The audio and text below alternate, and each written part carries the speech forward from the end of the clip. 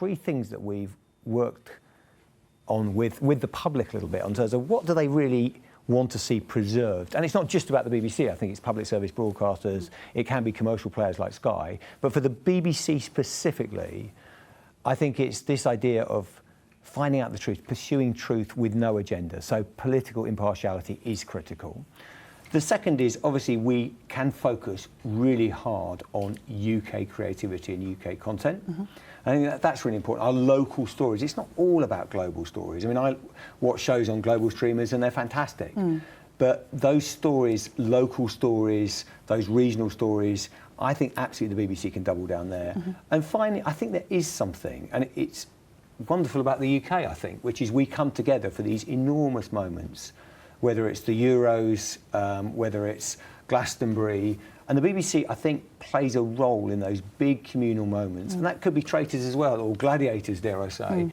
But is that really what makes the BBC different? Because just talking about news there and impartiality and truth, you have other outlets like Sky News talking about bringing people together. You have ITV that have set-piece events. So I'm just wondering, going forward in the future, where the BBC has to adapt to survive, why would people choose the BBC? Well, I think we have editorial guidelines that set the standard globally. I mean, if you go around the world, I go on any plane, arrive in any location, and the reputation of the BBC. But critically, it's not just the BBC, and your point is well taken. It's the UK media market. Yeah, I would argue that we set incredible standards in terms of content production, drama. Now, what I would say about the BBC, it is unique in terms of, and you can't totally split funding from what the BBC delivers. We have our editorial values, our absolute clear mission to inform, educate and entertain everybody, every household, across every street, across the whole UK. Does mean we've got particular responsibilities in regional news, in radio networks like Radio 4, the World Service, that I think are different to the market. In your speech today, you're talking about the fact that you are always conscious about giving the public value for money. And when you're on the train, you pass a block of flats and you look at each flat and think, it's £159, £159. We're in a cost of living crisis and people are having to make very difficult decisions. What can you say about that £159 to them? Because they cannot opt out of that. And that has become a thorny issue when they are having to cut back on luxuries. I'm sure a few of the people in those flats are behind on rent. So what do you say to them? Well, firstly, I think we're, like everyone, acutely aware of enormous pressures on household budgets. And actually, if you look at the BBC, between 2010 and 2020, we actually cut our funding by 30%. And we've had 2 years of flat licence fee, while the rest of the market, everything's been going up on price. So I would say, you know, a smidgen defensively, if you look at the inflation on other commercial services, it's been far, far higher than the BBC. Having said that, we are in a, as you say, a very privileged position. And the thing I would say is, one is, I'm not here just simply to drive the licence fee higher. That's not my job. My job is to make sure that everyone, every household gets good value for money. And currently, nearly every adult uses the BBC every month. So we are offering, we think, good value. But I can tell you, if you come to the BBC, there is no sense of complacency on that. We have to make sure that it's worth something for everyone. You talk about most adults using the BBC every day. Would they use it if they voluntarily had to pay for it? Because I was interested in the point where you said the BBC is about to put out a big public consultation, ask the public what they want from the BBC. Will one of those questions be, would you pay the licence fee if you had the choice? I think we're always doing research in terms of, you know, acceptability of the licence fee. Some people would like other models, others wouldn't. Overall, though, if you look at, you know, trust levels for the BBC, usage of the BBC, by the way, it's not nearly every day.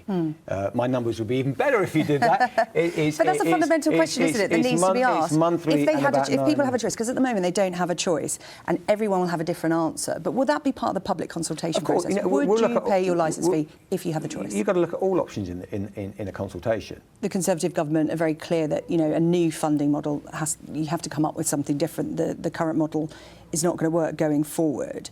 We're in an election year. Would a change of government be a change of fortune for the BBC, do you think? Well, I think the one thing I will not do is start guessing what would happen in elections or anything else. I just think the BBC, and forgive the politician-style answer, is that the BBC just has to focus on its business and get on with doing its work. But you're announcing these big plans for the future in a general election year. Have you sat down with Sir Keir Starmer, for example? What's the Labour policy on the licence fee? Would they be kinder to the BBC? Well, they've got to speak for themselves on that. What I would say. But you're not interested in terms of it could all change come the autumn? Of course I'm interested, but the BBC is owned by the public. So what I've announced today is very clearly to talk to hundreds of thousands of members of the public. It's our BBC. It's the public's BBC. We have to decide to do this communally. Now, when it comes to the politicians, of course we're talking to the parties. Of course we're talking to, because it's important in terms of setting the funding, getting aligned, and it's also right, and I've said today, that we look to what's the right level of reform for the licence fee. But I would be both open-minded and appropriately cautious that, look, we've got something, I keep saying it, we've got something precious in the UK. Just an update on Hugh Edwards. When's he going to return to our screens? What can you tell the public about that? Well, this is absolutely something we need to work through fairly and appropriately with an individual. It's not something I'll talk about publicly. I think it's absolutely right we do that. But that process is still ongoing, so he could return to our screens at some point? As I've said, we'll work through a process fairly and appropriately. OK. Final question.